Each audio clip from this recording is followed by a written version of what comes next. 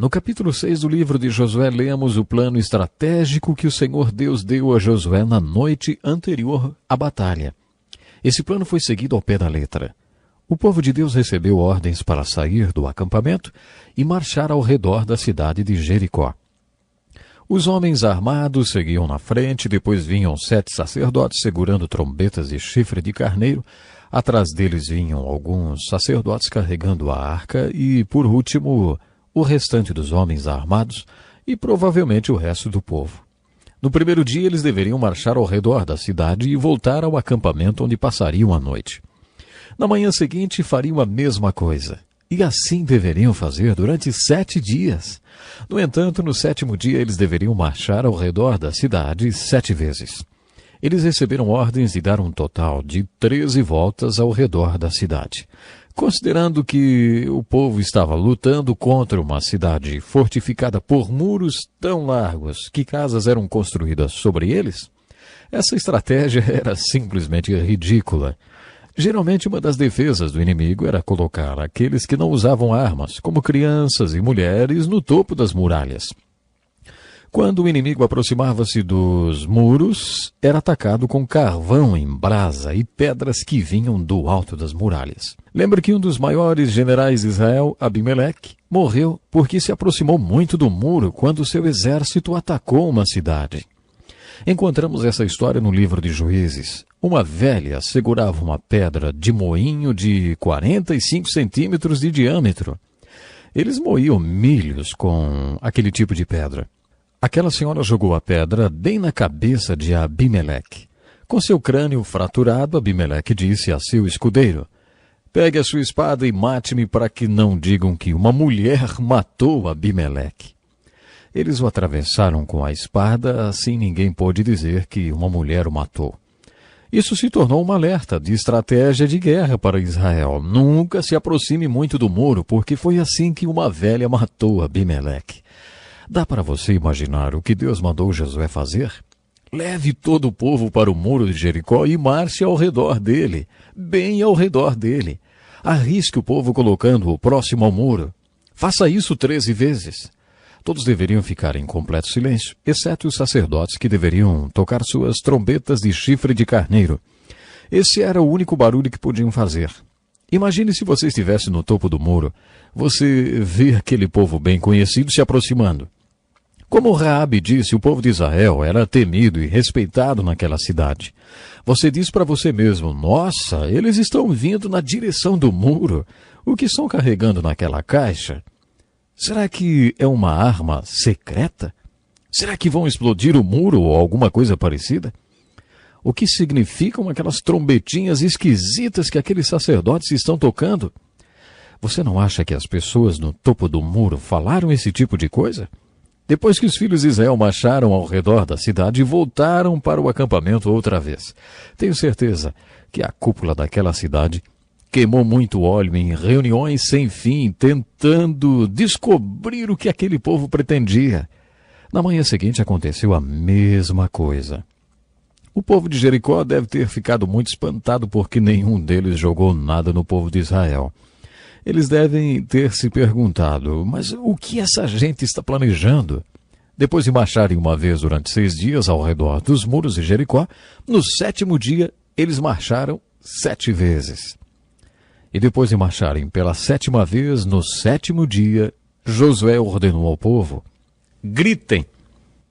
Então cerca de 2 ou 3 milhões de pessoas começaram a gritar. Você já ouviu 10.000 pessoas gritarem ao mesmo tempo? Faz um barulho e tanto, hein? O povo de Israel devia ter uns 2 ou 3 milhões de pessoas. Imagine o barulho que esse povo fez, gritando todos ao mesmo tempo. Alguns teólogos dizem que a marcha do povo ao redor dos muros causou uma vibração que provocou a queda dos muros. Outros dizem que foi o grito do povo que fez com que os muros caíssem. Como na abertura do Mar Vermelho, é necessário ter mais fé para acreditar em algumas explicações dos teólogos do que para crer que foi um milagre. Um milagre e pronto. O livro de Hebreus esclarece esse ponto para nós. Nesse livro lemos que as muralhas caíram pela fé. Creio que foi exatamente isso que fez os muros caírem. Fé. Especialmente a fé de Josué. Josué ficou bem lá na frente, liderando todo aquele povo. Foi preciso ter fé. Aquele homem precisou de fé para expor todo o povo a tantos riscos junto àquelas muralhas. As muralhas de Jericó eram muito largas. Se hoje você pudesse ir a Jericó e ver as escavações dessas muralhas, poderia até pensar que elas ainda estão de pé, de tão largas que eram. Na verdade, estão deitadas no chão. Se você visse essas muralhas, veria que elas caíram deitadas no chão. E estão assim até hoje, para todo mundo ver, deitadas no chão. Alguns atribuem essa queda a um terremoto. Se foi um terremoto, aconteceu na hora certíssima. Depois de Josué ter obedecido a Deus em todos os detalhes, houve um terremoto e o terremoto engoliu as muralhas. Lemos que o chão se abriu e as muralhas tombaram. Qual é a aplicação devocional da história de Josué e da batalha de Jericó? Creio que a aplicação seja essa. Quando Josué liderou aquele povo nas 13 voltas ao redor de Jericó, ele tinha um plano. Militarmente falando, era um plano ridículo. Josué tinha um bom plano militar. Por que Josué seguiu o plano ao pé da letra? Porque ele tinha uma certeza a respeito daquele plano. Josué sabia que aquele era o plano de Deus. Ele sabia que tinha sido Deus que tinha mandado. Por isso mesmo, parecendo ridículo, ele executou aquele plano. No livro de Josué, o capítulo 6 fala da batalha de Jericó e descreve o tipo de fé que nos possibilita entrar em nossa terra prometida espiritual e receber o carisma para viver uma vida de santidade. Esse tipo de fé é prático, não é nada místico nem subjetivo. Não é difícil entender o conceito de fé. Fé é obediência. Obediência é uma expressão de fé, porque fé é caminhar. A verdadeira aplicação da história de Jericó é: a fé que caminha é a fé que funciona, e é esse tipo de fé que vence a batalha. A fé que venceu a batalha de Jericó foi a fé que funcionou, a fé que andou ao redor de Jericó. Agora eu pergunto, você tem esse tipo de fé? Por acaso você acha que fé é algum tipo de proposta intelectual? No Novo Testamento, Jesus afirmou que suas palavras não eram apenas palavras de um rabino. Ele disse: as palavras que eu ensino a vocês são as palavras de Deus. No capítulo 7 de João, quando as pessoas perguntaram: mas como pode ser isto? Jesus respondeu: se desejar fazer minha vontade, saberá se o meu ensinamento vem de Deus ou se é apenas um ensinamento de mais um rabino. O que Jesus quis dizer foi que se você realmente quer obedecer e quer saber, terá que colocar em prática. Terá que tomar uma atitude. Essa abordagem é contrária ao intelectual. O intelectual sempre costuma dizer: ei, você tem que me convencer para eu sentir voluntariamente. Você tem que me convencer, aí eu sinto e sigo voluntariamente. Mas Jesus disse: é exatamente o contrário. Você se compromete voluntariamente e depois se convence intelectualmente. Primeiro você anda ao redor de Jericó e depois descobre a fé que funciona e a fé que dá vitória. Mas antes você tem que se comprometer a andar. Os intelectuais há séculos dizem: ver para crer. No Salmo 27, as Escrituras colocam as coisas de outra forma. Davi, com toda a sua experiência de vida, disse: tenho esta certeza, viverei até ver a bondade do Senhor na terra. O intelectual diz: ver para crer. Mas Deus diz: crer para ver. É essa a ilustração da batalha de Jericó. Quando os filhos de Israel se dispuseram pela fé a rodear Jericó 13 vezes, eles provaram Deus e Deus os provou. Eu conheci um homem que foi chamado por Deus para construir uma estação de rádio em Quito, no Equador. Esse homem andava com Deus. Seu nome era Clarence Jones. Ele construiu em Quito, Equador, a estação de rádio chamada HCJB. Segundo ele, um dia Deus colocou no seu coração o desejo de construir a torre que transmitiria o sinal da estação no topo de uma montanha específica. Deus deixou bem claro que a torre de transmissão deveria ser erguida naquela montanha. Ele chamou isso de o radar divino. De acordo com o Dr. Jones, através de seu radar, Deus mostrou exatamente onde a torre deveria ser construída.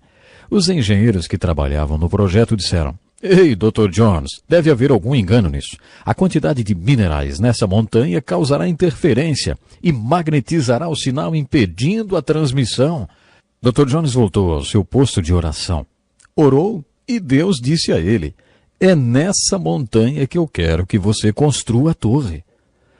Dr. Jones desafiou com sua fé os engenheiros e os conselhos dos especialistas. Ele disse: coloque a torre naquela montanha, assim mesmo.